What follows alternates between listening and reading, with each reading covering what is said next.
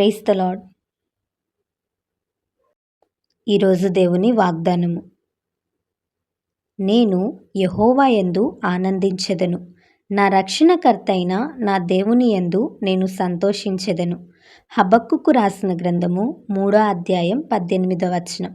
ఈ వాక్యం ద్వారా మనం తెలుసుకోవాల్సిన విషయం ఏంటంటే, ఈ వచనంలో నేను అని ఎవరు మాట్లాడుతున్నారు అని మనం చూసినట్లయితే హబక్కుకు అనే భక్తుడు చెప్తున్న మాటలివి.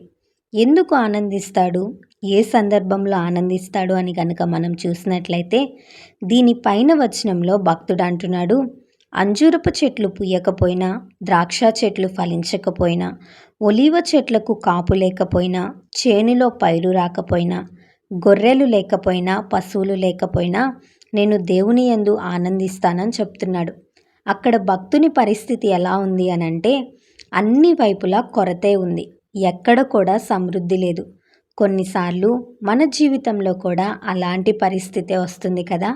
అన్ని కష్టాలు ఒకేసారి వస్తాయి, ఎటు చూచినా దిక్కుతోచని పరిస్థితి అయిపోతుంది. చాలామంది దేవుణ్ణి నమ్ముకుంటే సమస్యలు రావు, కష్టాలు రావు అనుకుంటారు. కానీ సమస్యలు అందరికీ వస్తాయి. సమస్యలు రావటం అనేది మన చేతుల్లో లేదు, కానీ ఆ సమస్యలు వచ్చినప్పుడు స్పందించటం అనేది మాత్రం మన చేతుల్లోనే ఉంటుంది. కొంతమంది సమస్యలు రాగానే వారికి గుర్తొచ్చే ఒకే ఒక పరిష్కారం చనిపోవటం. కానీ దేవుని యందు విశ్వాసం ఉంచిన మనకు అది పరిష్కారం కాదు.